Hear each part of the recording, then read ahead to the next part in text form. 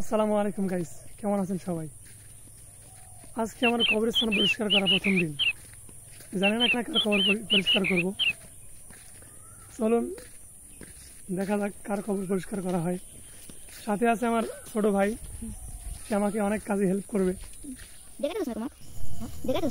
জানি না আজকে আমি কার কবর পরিষ্কার করছি, আর আমি এটাও জানি না যে এই মৃত ব্যক্তি কবে মৃত্যুবরণ করেছে। হঠাৎ করে আমার মনে হলো যে এই কবরে তো আমারও একদিন আসতে হবে, তাই আমার মনের মধ্যে কবর পরিষ্কার করা আকাঙ্ক্ষা হচ্ছে। পৃথিবীর এ প্রান্ত থেকে ও প্রান্ত পর্যন্ত, টেকনাফ থেকে তেঁতুলিয়া পর্যন্ত আপনি খবর নিতে পারবেন যে কোন বন্ধু, পিতামাতা কিংবা কোন আত্মীয় স্বজন কেমন আছে, কিন্তু মাত্র 3.5 হাত নিচে মাটির তলে তার অবস্থা সম্পর্কে আপনি হাজার চেষ্টা করলেও পারবেন না যে তিনি কোন অবস্থায় রয়েছে।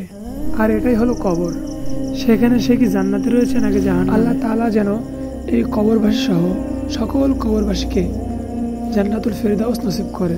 কবরস্থানে প্রবেশ করে কবরস্থান পরিষ্কার করা ও মৃত ব্যক্তিদের জন্য দোয়া করা জীবিতদের উপর দায়িত্ব। এই কাজগুলো মৃতদের প্রতি দোয়া ও তাদের অবস্থা স্মরণ করিয়ে দেয়। একবার রাসূলুল্লাহ সাল্লাল্লাহু আলাইহি ওয়াসাল্লাম 2টি কবরের পাশ দিয়ে যাচ্ছিলেন, বলছিলেন এই 2 কবরবাসীকে আযাব দেওয়া হচ্ছে।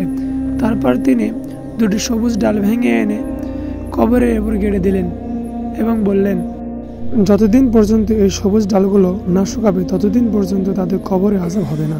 আলহামদুলিল্লাহ।